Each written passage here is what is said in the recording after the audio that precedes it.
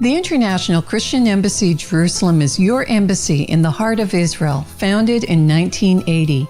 From our headquarters in Jerusalem through our branches in over 80 nations and yours in Canada, we seek to challenge the church to take up its scriptural responsibility, to remind Israel of the promises made to her in the Bible, and to be a source of practical assistance to all the people in the land of Israel.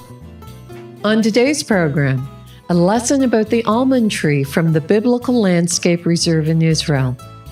From his heart, a messianic Jewish Reverend discusses the controversial topic of Christian missionizing to Jews.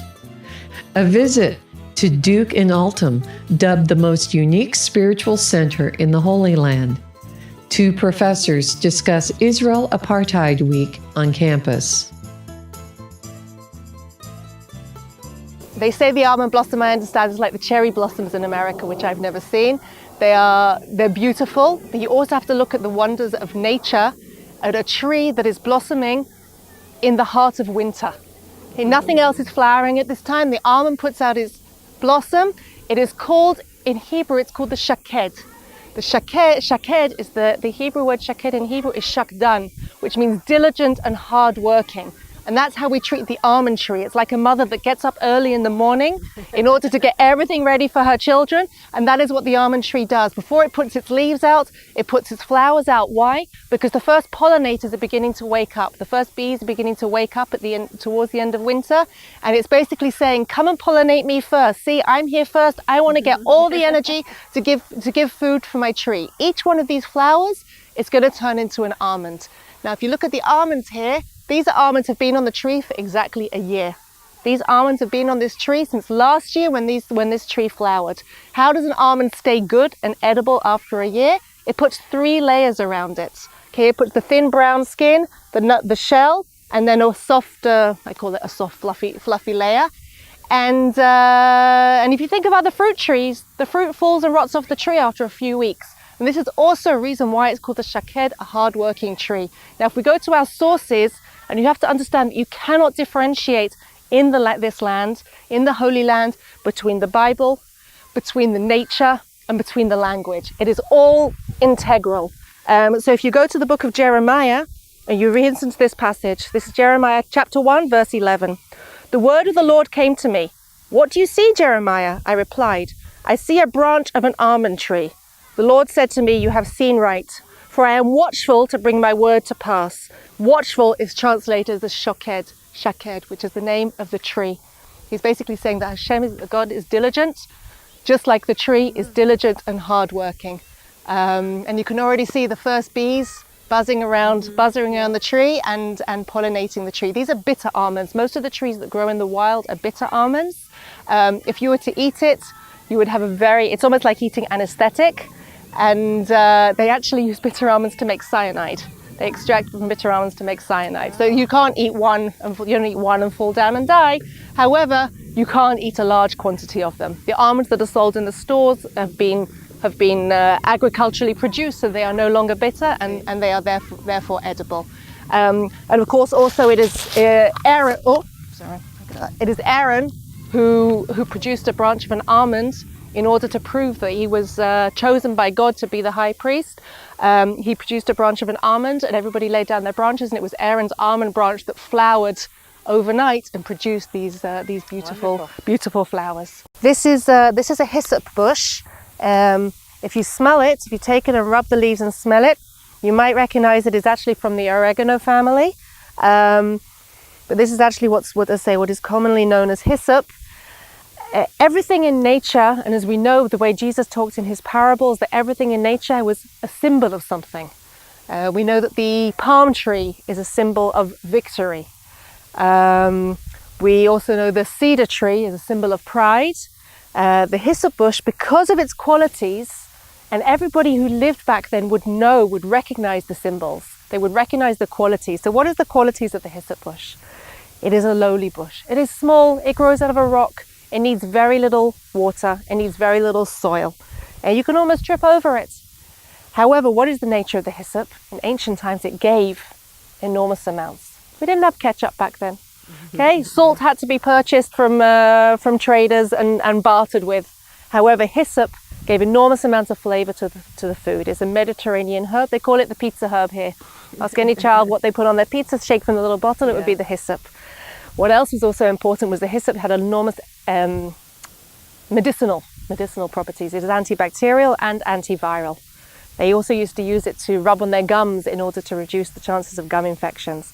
So what do we call, what becomes the symbol of a bush that needs very little and gives a lot?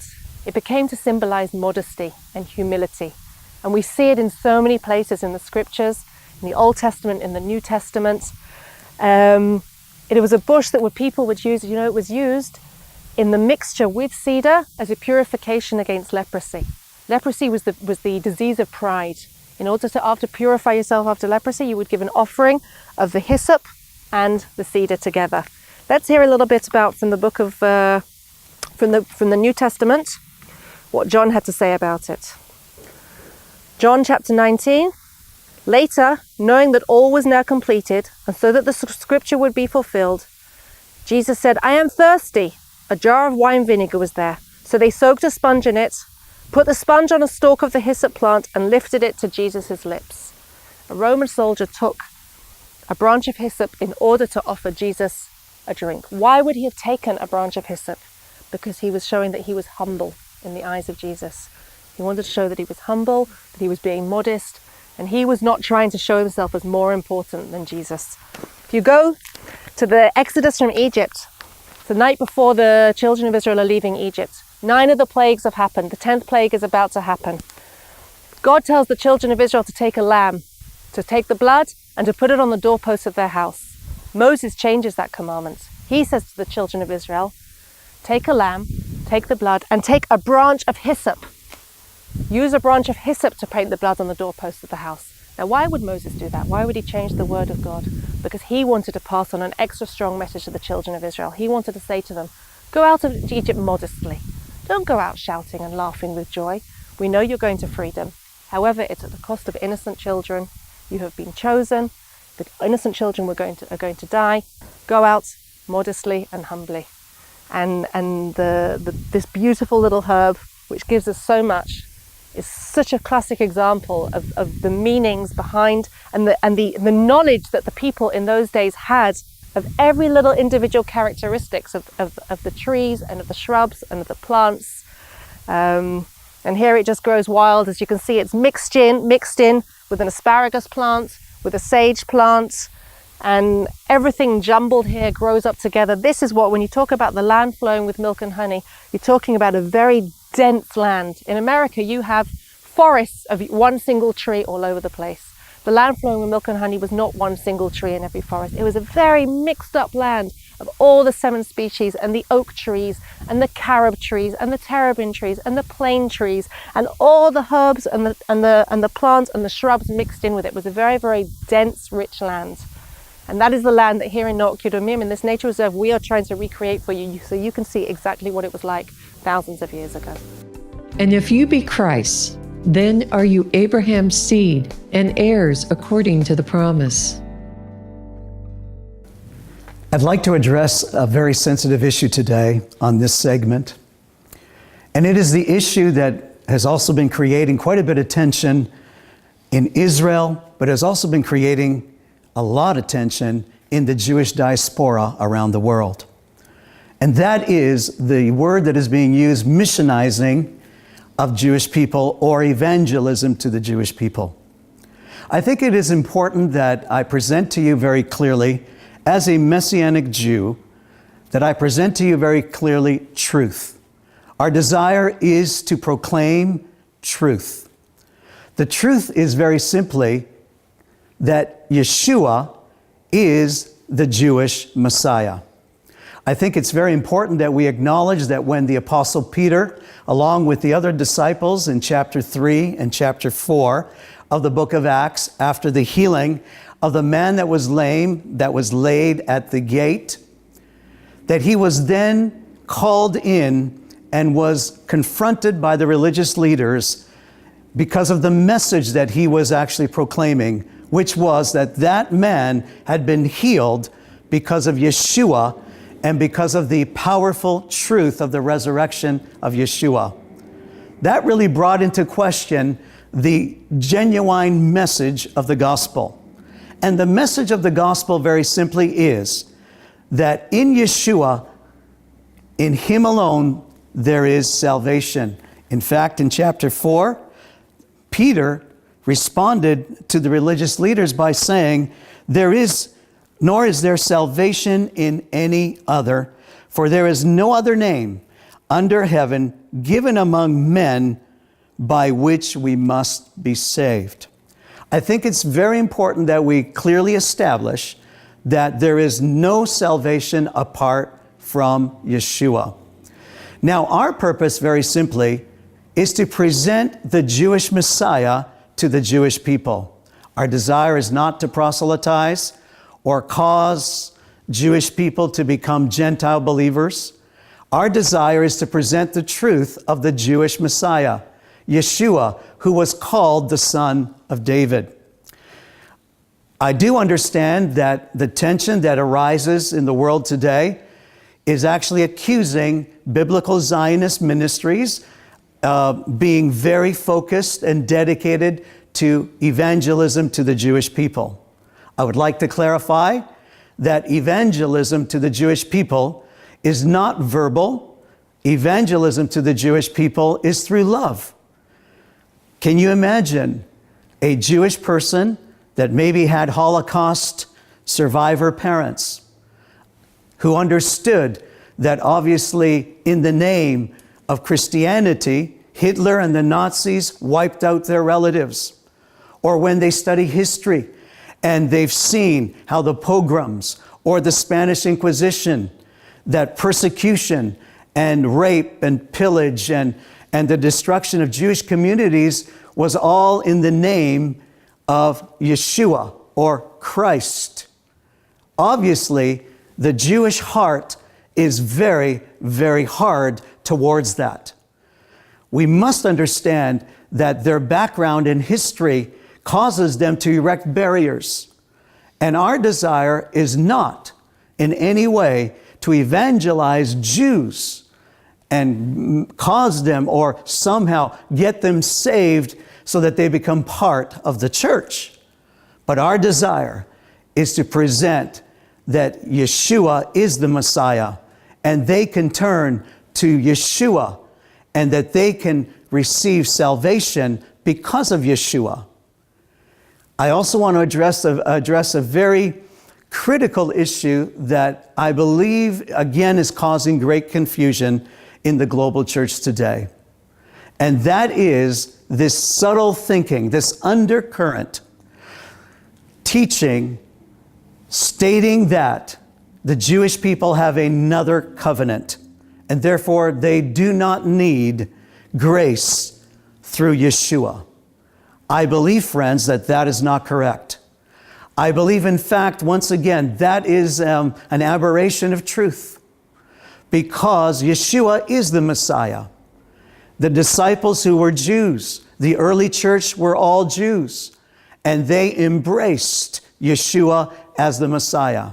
They did not deny their Judaism. They still were observant. They still attended the temple. They still followed all the teachings of the Torah. They were very, very observant Jews. But they embraced the truth that Yeshua was the Messiah.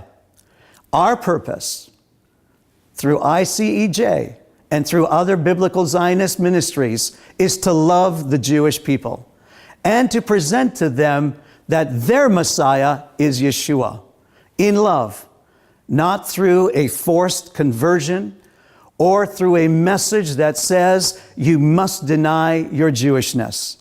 Friends, that actually is a fruit, once again, of anti-Semitism in a very subtle way.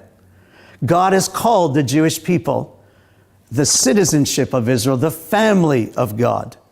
And Gentile believers have been grafted into the family of God. It does not say that Jewish men and women are now to become grafted into the Gentile believing church. So we must make a clear stipulation and clear distinction in the sense that our desire is to present the Jewish Messiah. Jesus is the only name under heaven whereby men may be saved. Once again, I've used the name of Yeshua interchangeably, Jesus and Yeshua. Why?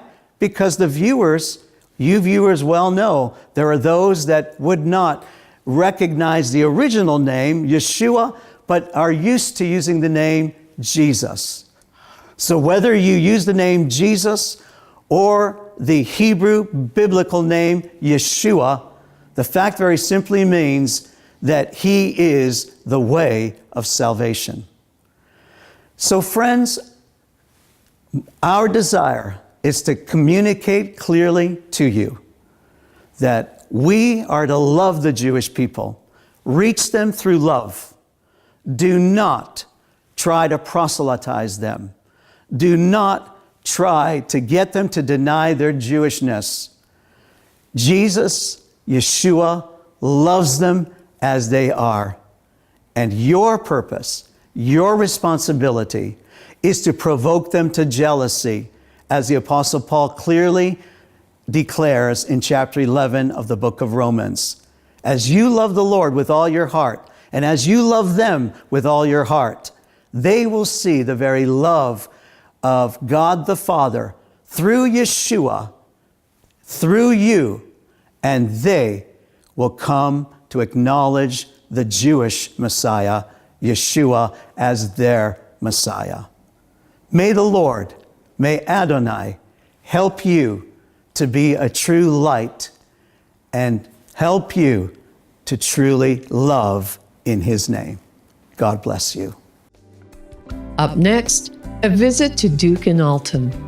Duc In Altum draws its name from Luke chapter 5, verse 4, where Jesus instructs Simon Peter to launch into the deep or put out into the deep.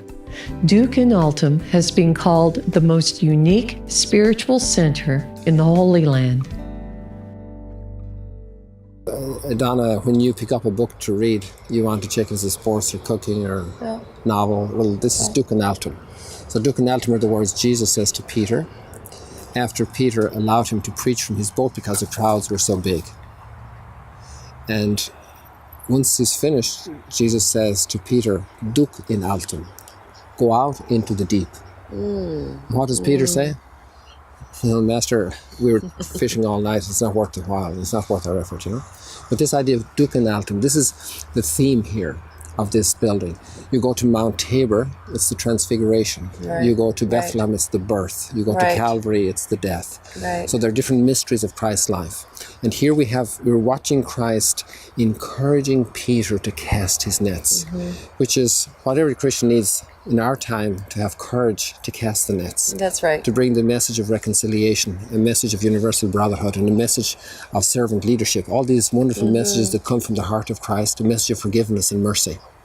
So this whole building then is going to help us to recall people who were with Christ in His very first community here in Galilee, to have courage to go out and cast their nets. And therefore it's encouraging us to be open to be sent out by Christ to be His apostles. It's a great message. Up next, two professors discuss the thorny issue of Israel Apartheid Week on campus. Israel Apartheid Week was started at the University of Toronto, I'm sad to say, in 2005. It's sponsored by the Muslim Students Association all across North America.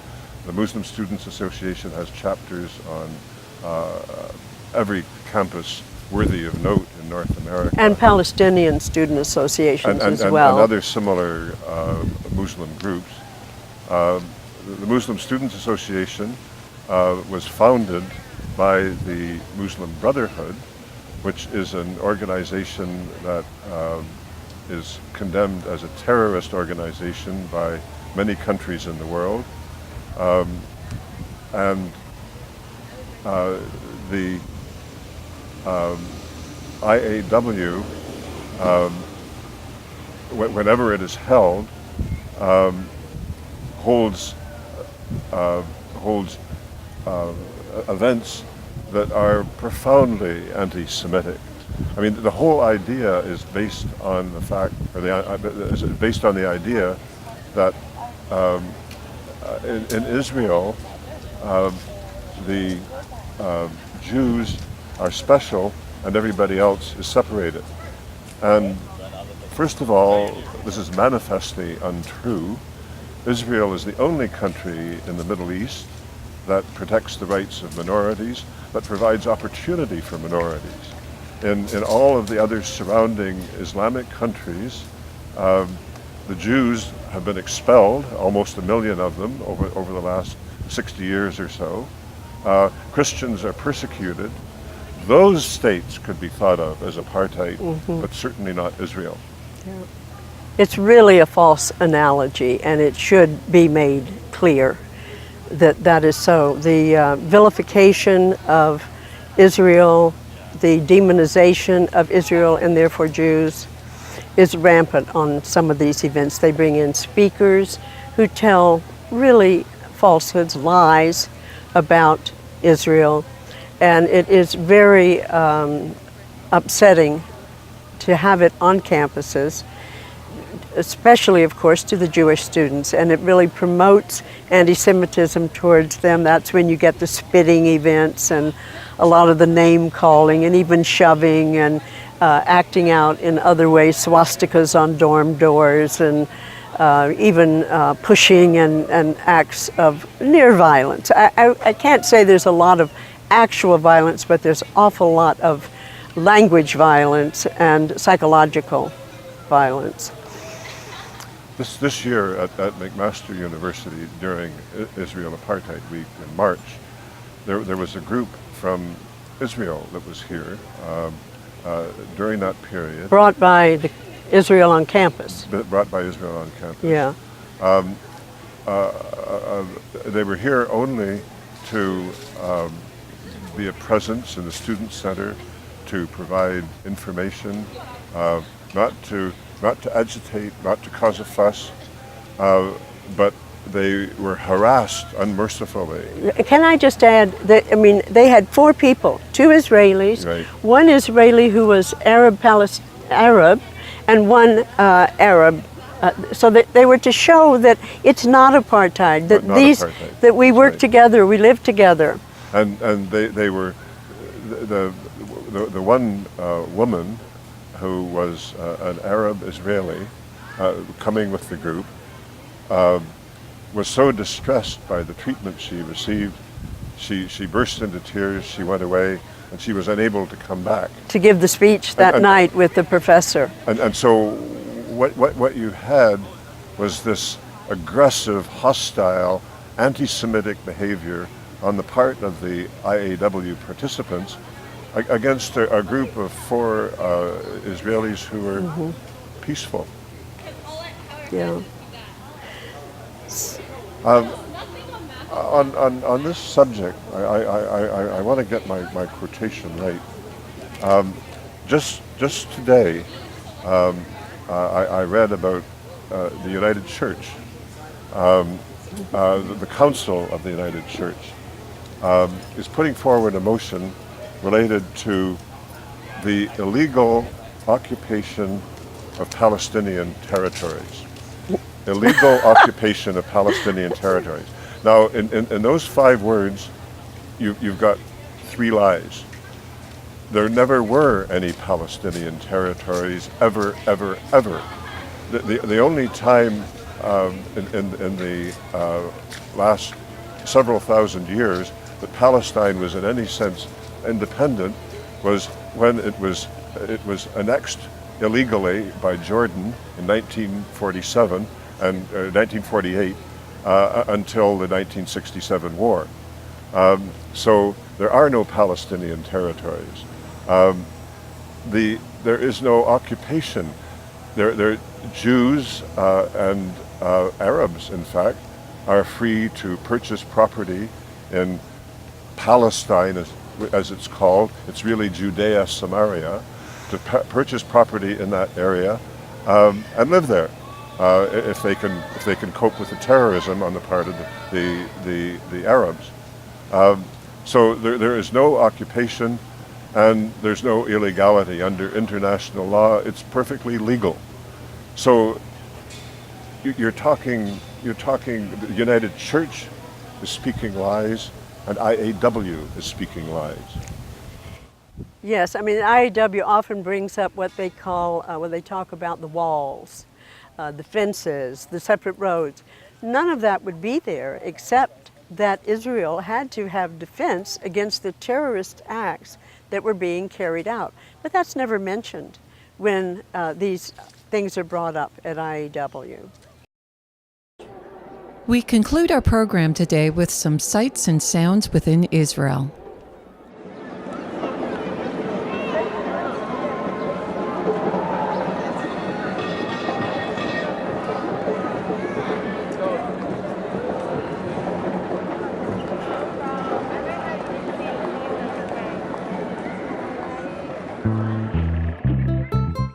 In consideration of Canada's 150th birthday, please consider 150 ways to bless Israel through your Christian embassy, the ICEJ Canada.